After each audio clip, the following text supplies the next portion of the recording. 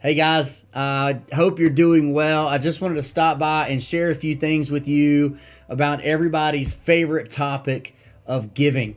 Really, from day one of Northstar, giving, offering, tithing, all of that. We just really haven't talked a whole lot about it, and we've really just been trusting that God would provide what we need along the way for His purposes and the advancement of His kingdom, and He has done that. And it's not like we've avoided the topic, because we don't avoid hard topics around here, and you know that. We just haven't come across it very often. And so I just wanted to take some time to share with you where we are this year with our giving, and share kind of some statistics on where things are, because even before microchurch, we didn't talk about it much. Since microchurch shift, we really not addressed it hardly at all, and we really don't have a good system for collecting it in our micro churches. And there's been so many other things to have to deal with logistically and communication wise.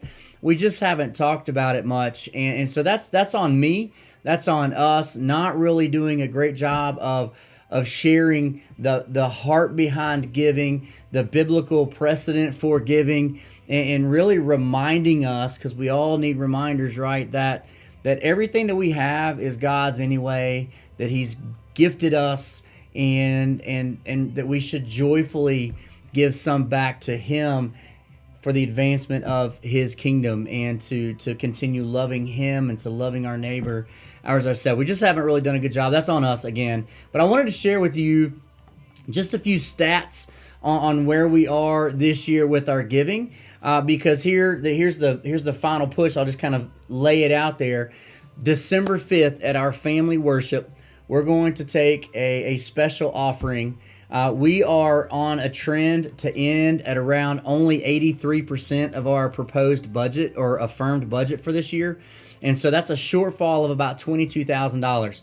And so we want to have a time in December where we're going to collect a special offering above and beyond the typical offering that happens at family worship. And the intention is to try to put a dent in that $22,000 shortfall. Now, that's the big picture. The details are this. I want to share some stats with you on kind of where we are that I think is very hopeful moving forward. The reality is we're not on the verge of having to shut the lights down or turn the lights off, losing the heat, all that kind of stuff. We are being careful and wise and discerning with the money that God is bringing in. However, if we were meeting our budget at 100%, we would have the ability to be able to be more intentional about helping ministries and needs and the advancement of the kingdom as we had hoped to this year. So I want to share some stats, but before I get into stats, I just want to clarify. I don't see who gives what. I just don't. I don't want to, just to guard my heart in that matter. We do want to be authentic and transparent about who we are, but that's just one thing. We wanted to be above reproach in that. And so these stats were given to us by our finance team. But here are some stats that I think are pretty interesting. If you look at the family of Northstar, we have 56 giving units, and we've defined a giving unit as either a covenant member and or if you attend 1 to 2 times a month. Now, a whole family, like my family, would be one giving unit. If you're single or you attend by yourself or you're a solo member, you would be a giving unit. So we have 56 total giving units in our church family. Now, within those 56 giving units, we have 13 who have never given financially. Now, again, that could be because you've never been taught on it. It could be for a lot of different reasons. These are just stats to kind of show you where we are. 13 of our giving units have never given financially, at least in 2021. All right, 7 have given 3 times or less. Don't know dollar amounts, doesn't matter. The principle is 20 of our families have either never given financially and or given 3 times or less this year. Out of those 56 giving units, we have a couple of families that give every other month regularly. We have 34 giving units that give regularly on a monthly basis. So we've got 36 giving units that give on a regular basis. And so that's a positive thing, right? Because even though that's a low percentage compared to 56, unfortunately, a sad statistic is that is much higher than the national average in church giving. And so we're above the average, but again, take it for what it is. We have about 36 giving units giving regularly over the course of this year. All right, so if you want to look at it from a little different perspective, 10 of our giving units, which are 18% of the total, have given and have provided for 50% of what's been brought in this year so far. So 50% of our year-to-date offering has been provided by 10 out of the 56 giving units. And then if you bump that up a little bit, 75% of what's been brought in this year has been provided by 21 of our giving units, which equates to about 37.5%. So you can hear this a lot of different ways. You know me, you know us. The last thing we ever want to do is for you to try to drink some Kool-Aid. Pastor said to give. Kids, we're giving up Christmas this year so we can give back to the church. That's not the heart of this at all. That's not what we're asking at all. You can hear this as guilting. That's not the heart of this at all. It is merely to share information and the reality that we have bought into this budget for this year, and we're going to be short if we don't step up to the plate. And so what I thought of when I saw these numbers was super hopeful, because there are a lot of different reasons people haven't given at all or are given very scarcely or whatever. I know our family gives regularly, but I cannot tell you the last time Mandy and I have sat down and gone before God in prayer and said, God, what do you want us to give this month?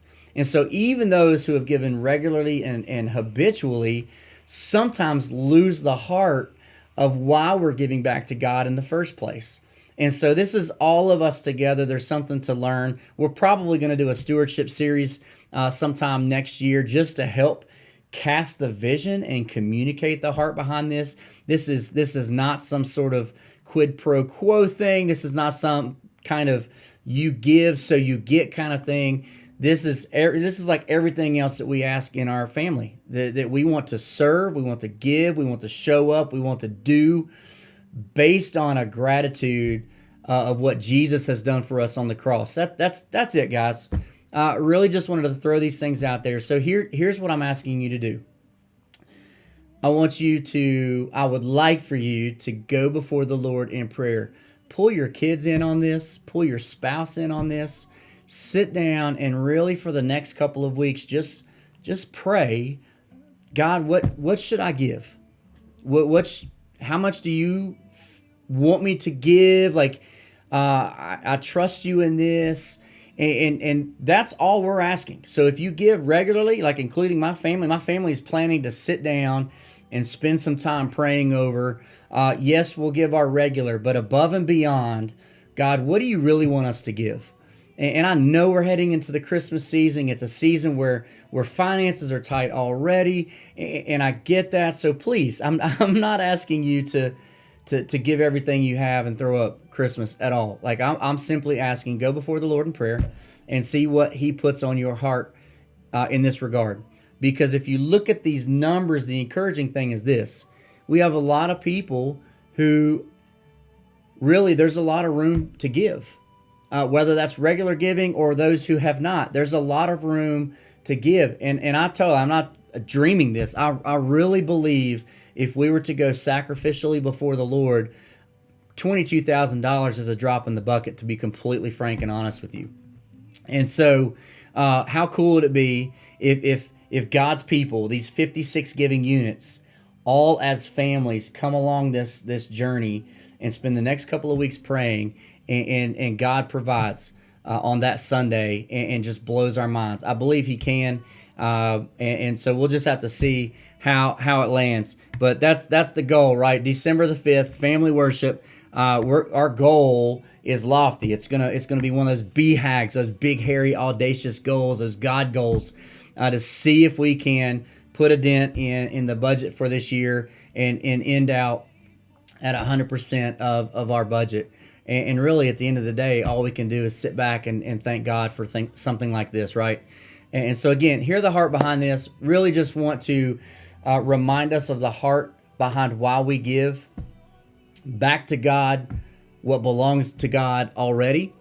And so whether that's you giving regularly and actually going before the Lord and just assessing where that is, or you never have before. And so please ask questions. If you don't know the heart behind giving, we want to help walk you through that. Again, not for the sake of Northstar, not for the sake of personal gain, so to speak, but because of what God has done through you and in you and around you. We want to give back to Him. And so we want to help provide resources with helping equip you as to why the heart behind giving. And so anyway, I hope you will pray over this. I hope you will hear this with grace and with love and not out of guilt or fear or compulsion at all. I'm excited about what God's doing. There is no doubt in my mind that He is using us in spite of me, in spite of us. He is using us for His glory, and He is moving in and through us. And I believe we are on a super cool ride where we can just sit back and see Him continue to move. All right, so I hope you guys have a great rest of the week, and I hope that you would pray over this, and we'll see what God does. We'll just sit back and see what God does. I love you guys. I'm grateful to be on this journey with you. You're receiving this because you're in our family, and we love you. So God bless. Take care.